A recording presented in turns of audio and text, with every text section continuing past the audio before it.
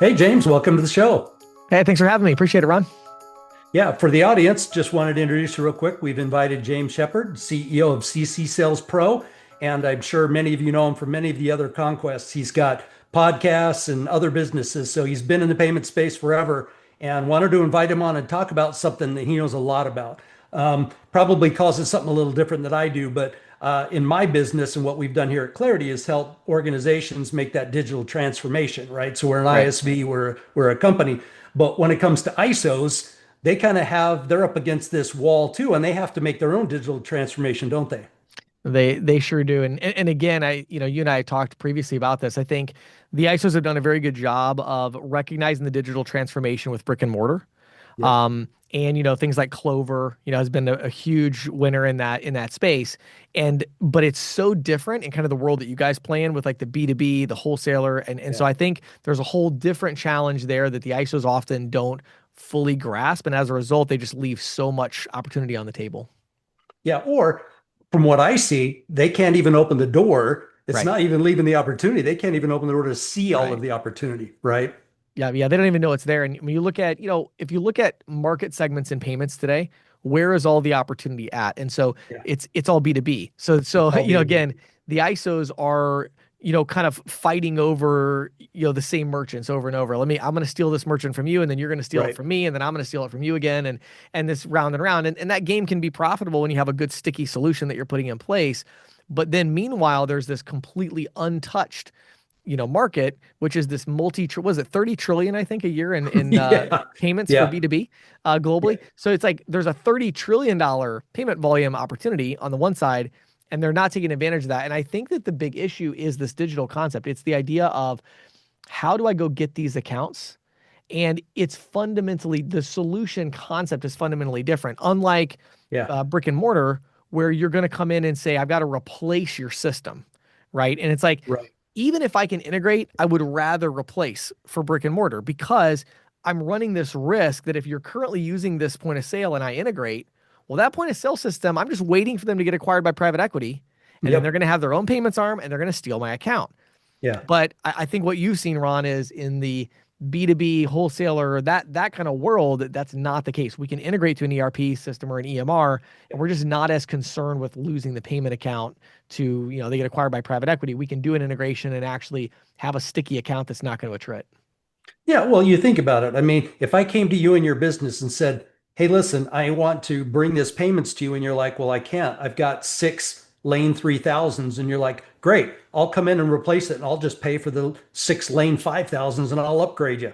I'll use that as a benefit, and I'll close you, and you don't care, right?" Right. But if I come to you and say, "All you have to do is rip and replace your $1 million NetSuite platform that you've been putting in and customizing for the last 25 years," that's a non-starter, Right. right? Right. We're not ripping out their ERPs. We're not ripping out their accounting software, their CRMs, their PIMs, their warehouse management. We're not ripping that out. Right. So when you walk into B2B, you have to have enterprise class integrations. And that's where the ISOs, every ISO I talk to, they're like, "How much is it? Like $50 a month?" Because that's a lot of money. Because I'm used to getting this for like $70 setup fee and $10 a month Right. for this gateway or this. And I'm like, uh, enterprise software and integrations used to start at 50K, and many clients pay over 100K a year for their enterprise integrations now. Right. So you Yep. got to get out of the mindset. ISOs need to understand they will spend money. They've already Oh, spent oh, a million 100%. plus on their ERPs. Right. To spend another few grand. And Right. again, our solution now, we've worked downstream because we've been doing this for 20 years. Our solution used to be 50 grand to do an integration. And then it was 20 grand and now 15 grand. And now we can do it for almost off the shelf products. There's zero out of pocket, 5.99 a month. So it's not enterprise pricing anymore, but Right. it's truly enterprise software. And that's what Yeah. the ISOs need to understand Yeah. is this is now even mid-tier up is a completely different conversation. hmm Well, and I think too, Ron, there's a fundamental misunderstanding around this just business model, right? So if I'm Toast, right, And Right. I'm providing all of the support to my small business owners who don't understand technology at all. So it's a lot of Right. support, right? And I'm charging, my whatever, $200-300 a month in SaaS, right? Yep. I'm very dependent on payments. Like I need to make money from payments in order for this model to work. So Right. if I'm competing with Toast and I'm a processor agnostic POS solution, I'm in the back of my mind, I'm going, man, if only I could get that payment account, that would be very helpful to me, right? So I'm Right. willing to blow up some of these other relationships to say, no, no, no, you have to use my payment processing. So in the world of restaurant, retail, kind of, again, brick and mortar, that dynamic is there. And so ISOs have, rationally acted accordingly, which is like, don't do that. Like if you're going to go in there, you got to flip the system. When you think about a business where, NetSuite, well, NetSuite is making so much money off of their software that Yeah. for them, payments is actually an afterthought. So Right. payments is not like, oh my goodness, we have to make sure that we require all of our clients to use our payments. They're going, no, we want to make sure we make $1 million on as many clients as possible for our software. Right. So that's a whole different dynamic. And so again, now you can go into these companies, and because NetSuite and these other ERPs are like so focused on keeping that client, they're not about to make this client upset by saying, well, you have to use our payment processing. That would be That's right. catastrophic. They would never do that. They would lose tens of millions of dollars. So they can't do that. So as a result, when you can partner with somebody like a Clarity and you can come in and say, oh, I'm going to do an integration into this ERP, Yep. and that integration works well, it solves problems, etc., you're not losing this account. This account is not going to be lost to the next private equity, acquisition of this or whatever. This is a very, very different business model. And I think that core understanding is like what's maybe there's two missing pieces. One is that understanding, and the other one is ISOs don't realize there are solutions that they can use to actually do this integration. True. Yeah. Yeah. Yeah. Well, and the funny thing is, and I told this story on another podcast, we didn't even know anything about this business. When I tell people this story, they laugh at me because I've been here for 15 years. And for the up until 4 years ago, we were selling auction sites, marketplaces, B2B, doctor patient portals.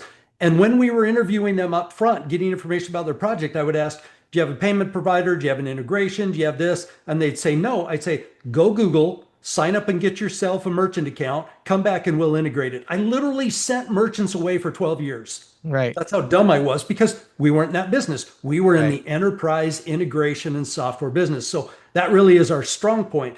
Right. So now we can partner with ISOs who are like I am strong in B2B and integration and software. They are that strong in payment space. So that marriage is now a really good marriage because we can open doors together Yeah. and close these deals and save your merchants a ton of money while making you a ton of money. Yeah. Yeah. And I think that the other thing that's interesting to me is this whole differential pricing coming in. So talking about that idea of marrying payments with software, one of the things that also brings to the table is these, surcharge, convenience fee, dual pricing. Right. And understanding that is so crucial. And this is where the ISOs have an advantage because when they go in, now they may not know as much as you do about, the how to integrate into NetSuite in a way that, streamlines operations or accounting reconciliation or whatever. That's Right. your job, right? But the ISO can come in and say, well, yeah, we have a partner that can do all of that, and we can dramatically change your cost of acceptance. We can incentivize people a certain way. And so they can bring these kind of payment specific economic models, and they Yeah. can bring those to the table and use and leverage those to be able to make that deal even more attractive than it would be otherwise. So I think marrying the payments and software, that's always where the big money's at, in my opinion. Absolutely. Well, and our software, the things that it enables dual pricing and surcharge. It enables level 3 pre-gateway. So now you're not paying 10 to 15 bips. Don't want to pick on names here to a gateway to get level 3. You don't have to pay that anymore. It's in your pocket because Clarity, and you start looking at CEDP now, right? That's a huge, interesting one now. Yeah. The problem for gateways and CEDP, they have to make up data because they don't have their hand in the cookie jar. What do I mean by that? They're not connected to the ERP like Clarity is. So if Visa comes back and says the only way we'll qualify something at a level 3 is we have to get more information about the order. Well, all they got was transactional and the invoice. They didn't get anything about the order, but guess what? Clarity's in the ERP. We just go right back in, grab the order associated with that invoice, and we can grab any additional details and grab the real data. So we have all the level 3 qualifying data pre-gateway. So now all of a sudden you can walk in and go, what's your problem? Are you playing bank and waiting on your money? Let's start. And with Clarity, we have one click consolidated payments, partial payments, level 3, issuing credits instead of refunds so you don't have to take the money off your books. That's all software enabled. So our software gives you the answers to all of these billing and payment issues that these ISOs are running up against. So all you have to do is find out which one or multiples of these issues they have Clarity come in and do a demo and show how we solve those, and then we partner together and you become the ISO of record. Yeah. Yeah. I think, the other thing I was thinking about of just like pain points for ISOs, when it comes to this is Yeah. the other thing ISOs do struggle with a good bit is they do struggle in this area of focus. So in other words, you know, one of the challenges we run into is if I'm an ISO, right, I'm currently going after, I'm selling Clover, I'm selling, Valor, maybe I'm selling Stackably, whatever. And now I'm going, oh, B2B, right? Yeah. And I think one of the challenges is I think our industry has gotten a little bit spoiled, meaning the ISOs have been making so much money so easily for so long Right. that when you bring something new, they'll focus on it for like, they'll listen to this podcast and be like, well, this sounds exciting. This is great. Right. I'll go do that. And then, 3 weeks in, they go, well, I didn't get anybody yet. This isn't Yeah. working. And it's like to be really successful and to make the transition to what's next, you have to learn the new thing again. Yeah. And, there's probably a time where placed your first Clover and it didn't go well. And you were like, oh my word, I don't know what I'm doing. And I need to watch these videos and I got to call support and I got to figure this out. But you got to a point where, hey, I can sell this now. Okay, well, Yep. good. But now there's already 1.2 million Clover devices or something like that in the US. So, that's not exactly the new shiny thing anymore. So what are you going to sell? Where's the white space that you can go? And so again, I think going B2B, ERP, EMR, thinking about, oh, I want to go after, medical or whatever. Well, if you're going to go after something different, it's going to take a little while and you're going Yeah. to learn. And that doesn't mean you shoot your current business in the head either. Like you keep going with, No. keep doing what you're doing, but you go, okay, you know what? I'm going to dedicate a day a week. Tuesdays is going to be ERP day for me. And Right. I'm going to find a vertical that I resonate with that's using, with Service Titan or a Sage or NetSuite or whatever. And I'm going to find a vertical that's using a certain ERP. And then I'm going to start figuring out how do I contact it? Because this isn't necessarily a cold call per se. Right. That may or may, depending on the vertical, that's probably not going to work. Where am I going to network? And how am I going to, what group do I need to join so I can get in contact with the right person? This is a whole learning experience. It's like, what do I put on my social media for this? Who do I message? There's a whole other world here. And it's a world that is very, very profitable for those who are figuring it out. Yeah. But it's a world that's totally different. And I think ISOs struggle oftentimes with saying, I focused on solving this really difficult problem, which was how to sell restaurant retail. And I solved it 15 years ago. And you've been kind of coasting. I mean, I know we don't coast because there's always change and we're adapting to it, but it's like, you'd already validated all of your core assumptions. And so really you're like just building on these core assumptions you already validated. And to say, start over again, go back to the bottom where you have nothing and Yeah. figure this new thing out. It can be daunting. It really can. And what I Yeah. would tell the ISO community is if you see the opportunity that I see there with B2B, you got to do it and you got to jump in and you have to like actually stay focused on it and say, you know what, no matter what, I'm going to work on this for 6 months. Yep. And I would be willing to bet most of my connections in the ISO world, if they focus on B2B, pick the vertical, whatever it is, or again, it could be, service, large service businesses using Service Titan or whatever. If they focused on a vertical that's using an ERP or an EMR for 6 months, they would start to get a little bit of traction and they would realize, okay, but it's a longer sales cycle because it's, again, you can't there's no shortcut on the sales cycle. It's big companies using complicated solutions with multi-layered decision making. And it takes a little while, I feel like, to get to that right person. That is, and I'll do a little pun here, really sage advice. Um, right? Just to give you a number here, a couple numbers to support what you just said. We've got a partner, and I won't throw out names here, but he's an ISO, and he came to me roughly about a year ago, I think, when we met. And he said, I just lost 3 accounts last month, and they're all running P21. Epicor P21. Have you got a solution? And I said, sure. And I demoed the solution. And he goes, that's amazing. So you mean to tell me? And I said, yep. So he brought me maybe about 10, 15 demos, and we didn't close a one. And he was getting a little frustrated. By month three, I think he closed three in 1 month. And he's now brought me in the last 8 months, I think roughly about 36 deals, and he's probably closed 10 of them. And those 10, we're still developing four or five. We've only launched maybe four or five already done, but those four or five, just those are already processing over 11 billion a year. So in a matter of, like you said, within that 6 months, he Yeah. figured it out. Yeah. He figured out how to close, right? He Yeah. figured out how to open the door first, and he opened the door, took some swings at bat, and he didn't hit a home run yet. And then he started getting on base. And by the time he was a few months in, every single deal, and this is just like clockwork, he's bringing 1 to 2 deals a week. And he's now that partner's number one ISO. And there've probably been another 20 or 30 ISOs from that provider coming to us because they've seen how successful he's been in just a short amount of time. He's become their number one ISO, and his entire business now is doing nothing but P21 B2B accounts, merchants. Yep. That's it. Yep. And it's like, that's a gigantic, and it's like the ISOs don't even know what that is. Probably a lot of them, you know what I mean? And it's like, that's my point, is like, you don't even know what Ron's talking about right now as far as the P21. And it's like, but that is a multi-billion-dollar market, like just that one thing. And so I think getting into that world, but the other thing I think that's interesting too, Ron, is, there's a level of confidence that comes not just from understanding payments, but also understanding the businesses behind it. So, most ISOs, I think that they really discount the value of their knowledge in how a restaurant operates, how a retail store operates.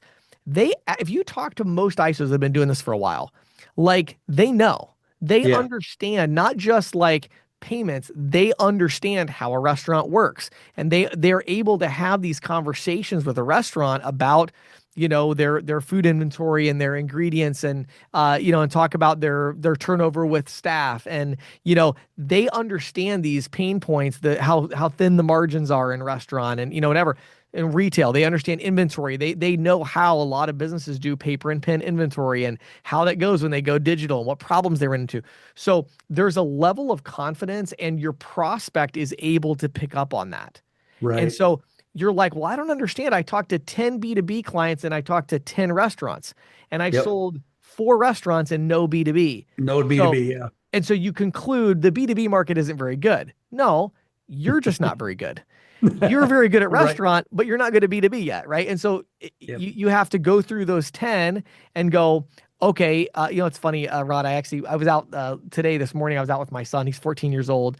He and his cousin started their first business. So they are doing website design for local businesses, right? Oh, well, that's awesome. Which is really cool. So I was like literally walking into businesses with them, and we were cold walking in and pitching them. And we got back in the car, and he said something to the effect of like, man, that person, so stupid. Like, how would they not sign up? Like, this is so obvious, that they're giving websites for free and just charging a monthly amount. So it's like, it's a pretty good offer.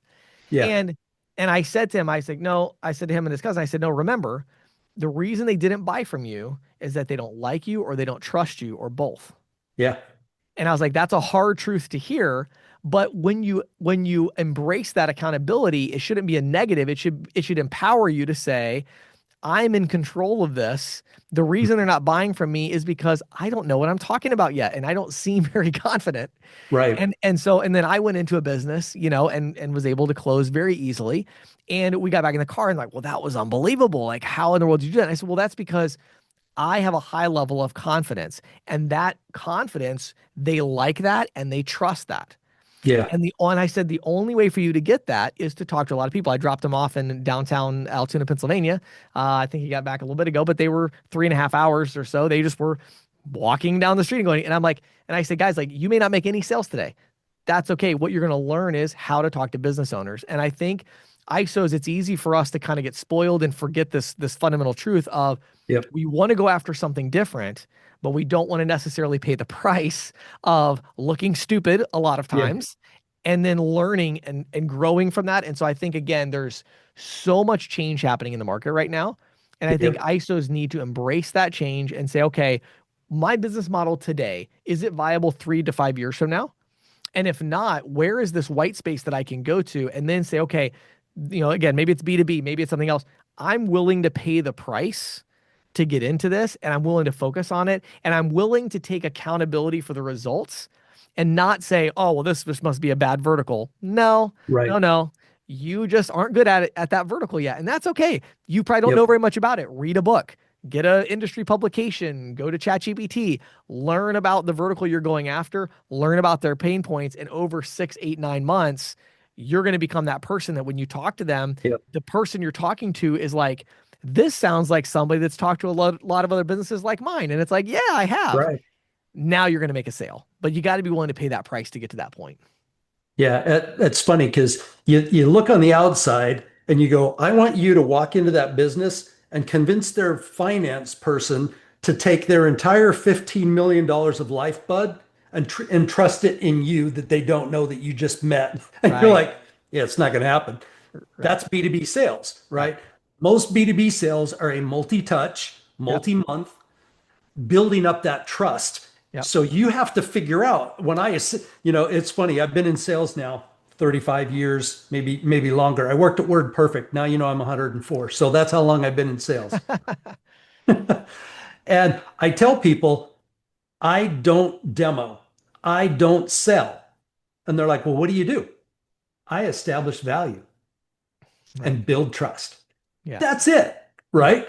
And it's customer centric sales. Yep. James, what's the issue you're having? My car gets 3 miles a gallon. Oh, how many kids you got? 13 kids. Well, guess what? That changes my sale when I wanted to sell you this Corvette, right? Right. Customer centric sales. And that's how B2B is. So if you can get to the right person and figure out, everybody wants to fix the crap they deal with. Yes. Everybody, 100%. right? AI is changing the entire world for everybody right now. Yep. I promise you, every single B2B business out there is freaking out, trying to figure out how to do more with less and more efficiently. They are prime for saving money, automation, and doing everything that we do and what we're offering today to work Yeah. with you. They're prime for it. Right now is your opportunity. Yeah. So, yeah, that's the best advice, James, Yeah. what you just said. Figure out the business, learn it, and become an expert. And Yeah. then how do you build the trust? Establishing value. And a lot of that is just listening, figuring out what pain points they have, figuring out what issues they're trying to solve, and then call me, sit down, let's figure out how we fix all those things. So then when we go back and do a demo, we don't do a demo, we literally show them how to solve all 13 of those pain points. And then Yeah. have them make the decision, wow, I would be an idiot not to buy that. And now we don't have to sell them. They sell themselves. Right. Yeah. And I think if I could leave the audience with one tip that I think would be really helpful from a sales perspective is, again, if you're going to go B2B, or any of these, again, any kind of ERP, EMR type integration, again, break down the transaction from beginning to end. And what you're going to find is a couple things. Number one, you're probably not talking to the right person, or there's more people you need to talk to. So you'll be like, okay, help me understand what happens with the transaction. So how do you know somebody's ready to pay you? And they're like, well, my technician sends me a proposal and marks it approved. Oh, cool. Okay, great. What happens next? Once it's approved, how do I get paid? And they're like, well, I don't know. Accounts receivable handles that. Okay. Who do I talk to in accounts receivable? And this is why it can take a while, because until you have this entire picture of like, okay, from the time that I know somebody needs to pay me until the money hits my bank account and it gets reconciled, that's important too. Then Yeah. that whole flow, once I have a mental model of that entire flow, now I'm prepared to go to the executives and say, hey, guess what? I've identified 2 things that I genuinely believe can save you $1 million a year or whatever it is. And here's what they are. Right here at this spot, we have a friction point. Or I talked to these people and they didn't have any idea about this data that was supposed to come from this person. We can build an automation to ensure that happens. So it's about finding those friction points. Then when you go to somebody like a Ron and you're like, hey, I've got this deal. It's like, okay, well, not only, it's going to be, Ron's job is going to be a lot easier if you say, I've got this deal. Here's how they currently process a payment. And I found 3 areas that everybody's frustrated with. Well, you just made Ron's job pretty easy. Now he's like, all right, great. I know exactly what to do with that. So again, identify those. And so break down the transaction. And again, unlike brick and mortar or smaller restaurants, don't expect one person in the organization, unless you're talking to the CFO or the CEO. Don't expect one person to have all the answers to that entire flow. Most likely there's, IT is going to be involved, finance is going to be involved, accounts payable, accounts receivable, sales, whatever. There's multiple departments involved. But once you get that mental map, one of the most valuable things you can do, in my opinion, when you're selling B2B, you might actually be the only human on earth that understands their entire process end to end. For real. Right. The CEO, he's been doing this for a long time. He's lost track of some of this stuff. When you come and sit down and you're like, I went into ChatGPT and I made you a PDF graph of the entire flow of a transaction from beginning to end. You'll get the meeting with the CEO just because he's going to want to see that. Yeah. Like whether you move forward with me or not, I want to show you what I learned by talking to these 4 different departments. I can map out the exact transaction and tell you where the friction points are. Yep. Let's have that conversation. Every CEO on earth wants that conversation because nobody else in the organization, again, maybe the CFO, but very few people have that mental map. And then when you're like, I've got that mental map and I have payments expertise and I can do the integration to the ERP. Now you're adding value. And I love when I want to meet with the CEO of a big company, my promise to them is always the same. And that is, whether we do business together or not, I am committed to providing you with value from this conversation. That's right. Right. And if I can come in and do that, odds are we're going to do business one way or another at some point, either now or in the future, but I want to add value. And so be that person that digs in and understands the payment from end to end. And then you can bring your payments expertise, bring integration partners, and you can actually add something to that conversation. So that's my final tip on the day, Ron.